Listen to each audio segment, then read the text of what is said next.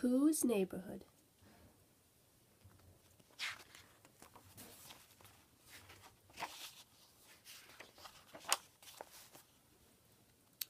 I say it's a splendid day in the neighborhood, said Owl. It's a nice day here, too, said Winnie the Pooh. Exactly what I'm saying, said Owl. A perfectly splendid day in the neighborhood. Which neighborhood are we talking about? Asked Pooh. Neighborhood, said Owl. Our neighborhood. The place where we live and where all our neighbors live and are neighborly. Oh, said Pooh. It is a splendid day in it, isn't it?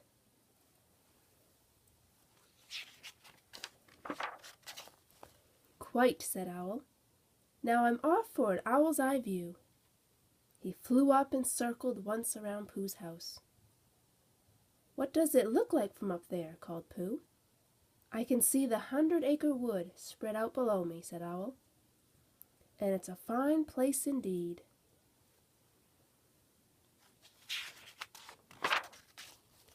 As Owl flew off, Pooh began to think about what it means to live in a neighborhood.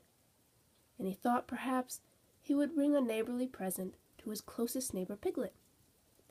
He took a honey pot out of his cupboard and tied a nice blue ribbon around it.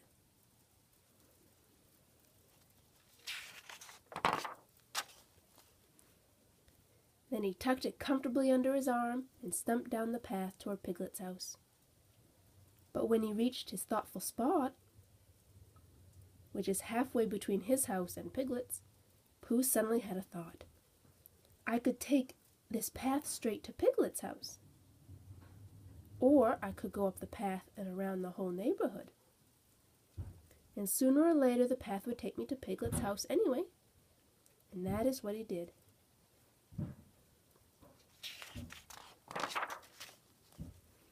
After he had walked for a time, he came to the house where Kanga and Roo live. Hello, Kanga, said Pooh. I'm just on my way to deliver this neighborly present to Piglet. But Pooh, dear, Piglet lives that way, said Kanga, pointing down the very path by which Pooh had come. Yes, said Pooh, but today I'm going the long way. Oh, I see, said Kanga. In that case, perhaps you should join us for a snack. Come on, Pooh, cried Roo. We're going to the picnic spot.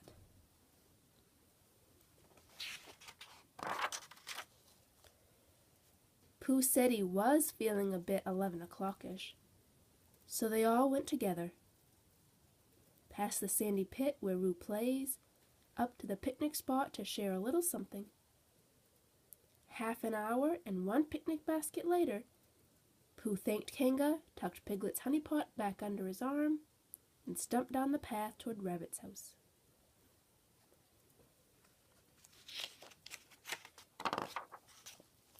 Hello, Rabbit, called Pooh. I'm on my way to Piglet's to give him this neighborly present. If you're going to Piglet's house, what are you doing here? Asked Rabbit. I'm going the long way, said Pooh. More like the wrong way, if you ask me, said Rabbit. But since you're here, would you mind taking these carrots to Christopher Robin? I promised he'd have them in time for lunch. Well, at the mention of the word lunch, Pooh noticed that his tummy was feeling just the tiniest bit rumbly. I'd be happy to, he said.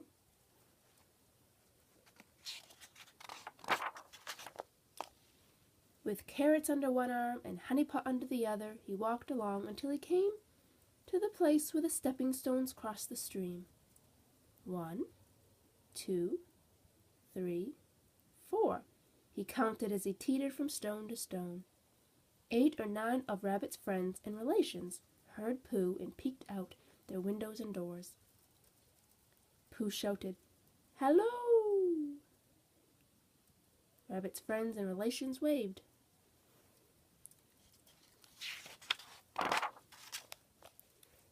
Pooh marched across open slopes of heather and up steep banks of sandstone, until at last, tired and hungry, he arrived at Christopher Robin's door. "Oh, my carrots!" cried Christopher Robin happily. "Thank you for delivering them." It seemed the neighborly thing to do, said Pooh proudly. Would you like to join me for lunch? Christopher Robin asked.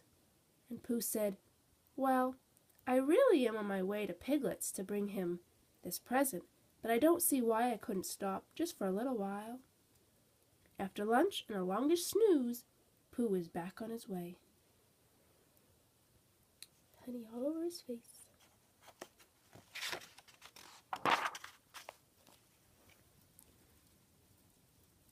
He walked down the path through the little pine wood and climbed over the gate into Eeyore's gloomy place, which was where Eeyore lived.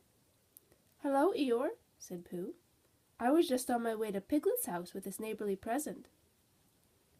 Not coming to visit me, said Eeyore.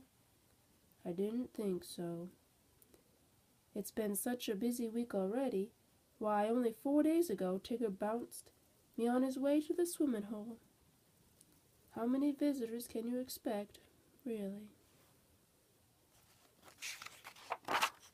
And Pooh, feeling rather badly now, offered Eeyore a nice lick of honey. Pooh opened the jar and Eeyore peered in. He looked back up at Pooh. Pooh peered in. Empty, he said. That's what it looked like to me, said Eeyore. Oh, bother, said Pooh. He stumped off glumly, trying to think how he was going to tell Piglet about the neighborly present Piglet was not going to get.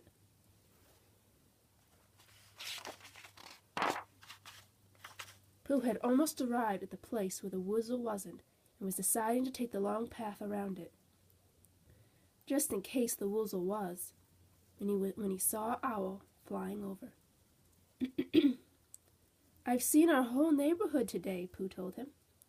But now I have no neighborly present left for Piglet. The bees have been quite busy at the old bee tree lately, said Owl. Perhaps you can get a fill up there. That's a good idea, Owl, but it's such a long way, sighed Pooh. Come along, said Owl. We'll take the shortcut through the woods.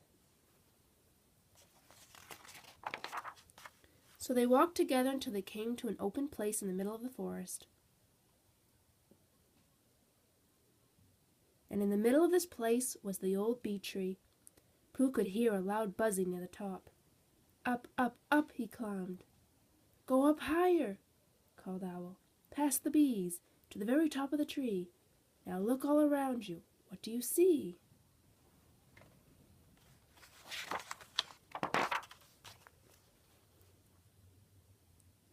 The 100-acre wood was spread out below him.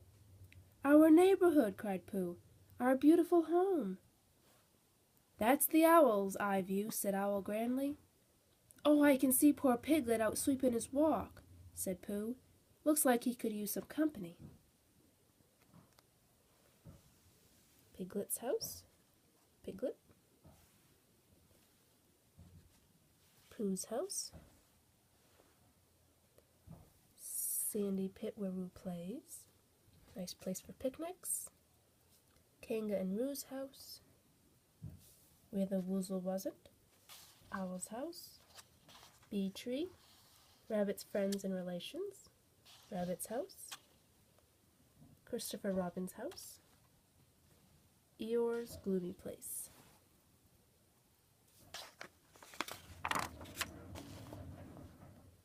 So Pooh filled the honey pot once more, and he and Owl went to Piglet's house for supper.